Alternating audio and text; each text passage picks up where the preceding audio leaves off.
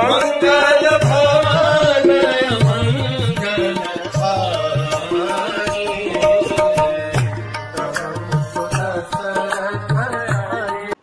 हरे कृष्ण। शूर्पणखा प्रभु राम के सामने आई और उसके मन में क्या चल रहा था? वो सोच रही थी, क्या ये साक्षात कंदर्प कामदेव हैं जो मुझे लुभाने के लिए आए हैं? लेकिन उसने सोचा, अरे नहीं नहीं, कंदर्प तो अब अनंग हो गए हैं। क्या भगवान शिव ने उन्हें पूरी तरह से राख नहीं बना दिया? इतना भस्म कर दिया कि राख भी नहीं बची। वो सोचने लगी, क्या ये सही में राजा इंद्र हैं जो कि इतने सुंदर शरीर वाले हैं? फिर वो सोचती है, अरे नहीं, इंद्र की तो 1000 आंखें हैं, इनकी तो 2 ही दिख रही हैं। फिर वो सोचती है, क्या ये भगवान शिव होंगे? नहीं, शिव जी की तो 3 आंखें हैं, इनकी तो 2 ही हैं। फिर वो सोचने लगी, क्या ये भगवान विष्णु हैं? तो उसने सोचा, नहीं, भगवान विष्णु के तो 4 हाथ हैं, इनके तो 2 ही हाथ हैं। ये सब इनके मन में चल रहा था। और प्लस वो सोच रही थी कि कब एक बार मैं इनसे गले मिलूंगी, इनसे गले मिलके इनके यौवन के साथ खेल करके अपनी जिंदगी की प्यास को बुझा दूंगी। एकदम बॉलीवुड स्टाइल थॉट्स चल रहे थे शूर्पणखा के मन में। और ये देखते देखते बेझिझक वो आई और प्रभु राम से कहने लगी, कौन हो तुम? और इतने घने जंगल में, यहाँ पर जहाँ पर राक्षसों की सीमा स्टार्ट होती है, यहाँ पर तुमने कुटिया बनाने का दुस्साहस कैसे किया? यहाँ में तो कोई नहीं आता। बड़े बड़े ऋषि महात्मा, सुपर ऋषि जैसे अगस्त्य भी यहाँ से कोसों दूर रहते हैं, और तुम यहाँ पर आए हो। कौन हो तुम? और यहाँ पर आने का प्रयोजन? तुमने वस्त्र तो साधुओं के पहने हैं, लेकिन बलिष्ठ भुजाएं हैं, चौड़ा सीना है, ऐसा लगता है तुम एक वेल ट्रेन्ड वॉरियर हो। प्लस हाथों में धनुष, पीठ पे बाण, ये लेकर के समझ में नहीं आ रहा।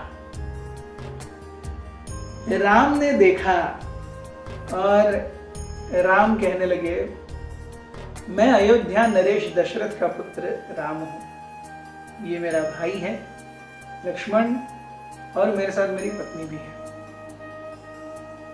हम यहाँ पर क्योंकि हमें अपने पिता और माता के द्वारा भेजा गया है 14 साल के वनवास के लिए, इसलिए वनवास के कुछ आखिरी क्षण काटने हम आए हैं। राम थॉट कि अरे इतनी ज्यादा ये मेरे ऊपर बहक गई है कि ये सोच भी नहीं रही कि ये कैसे दिख रही है। 13 साल में कुछ अच्छा हंसी मजाक नहीं हुआ था। Ram thought it a good reason to just joke.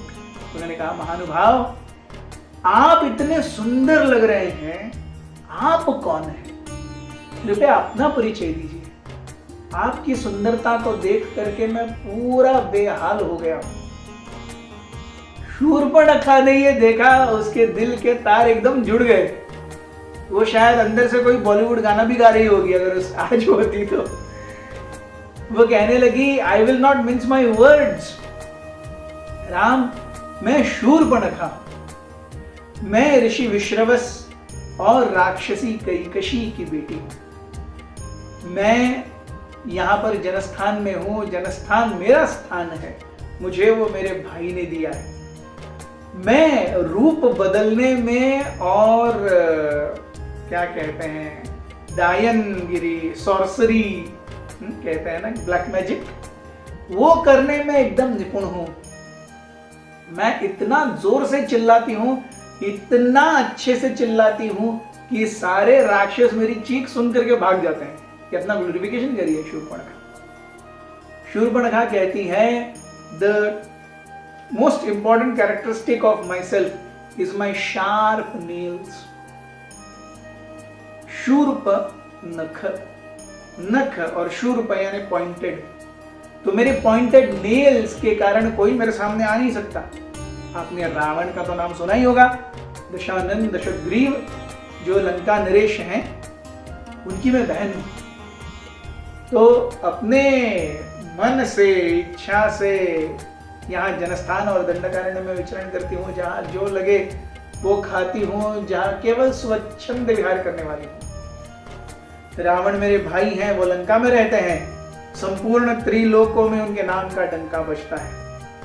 जो चाहिए वो तुरंत हासिल कर लेते हैं। मेरे एक और भाई हैं कुंभकर्ण, जो वैसे तो 6-7 महीने सोते रहते हैं, लेकिन जब जागते हैं एक दिन के लिए तो उस समय वो इतना खाते हैं जैसे पूरी धरती कम पड़ जाएगी। इसके साथ मेरा एक भाई भी है जिसका नाम है Vibhishan. He is the black spot, हंसों के बीच में काले बगुले के जैसा है।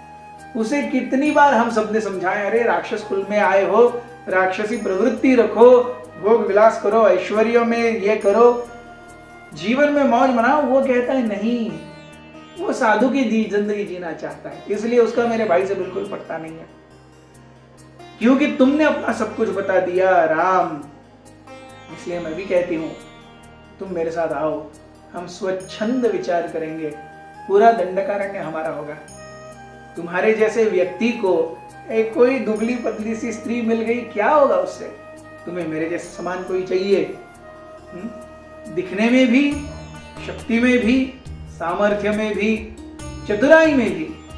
हम पूरे दंडकारण्य पर राज्य करेंगे। अयोध्या क्या है? अयोध्या कुछ नहीं है। तुम चलो, मैं जब रावण के पास तुम्हें लेके जाऊंगी तो रावण शायद तुम्हें बहुत बड़ा कोई क्षेत्र दे दे, और फिर हम जीवन भर बहुत अच्छे से रहेंगे। मैं सच्ची में कहती हूँ राम, अपने भाई को और अपनी छोटी सी पिद्दी सी पत्नी को छोड़ दो, भविष्य हमारे हाथ में है। राम हंसने लगे। ये सुन करके कि राम किसी स्त्री के साथ बात कर रहे हैं, सीता बाहर आई। देखिए, अपना पति किस स्त्री से बात कर रहा है, ये देखने की इच्छा हर पत्नी की होती है। यही जीवन है। बहुत बहुत धन्यवाद। हरे कृष्ण।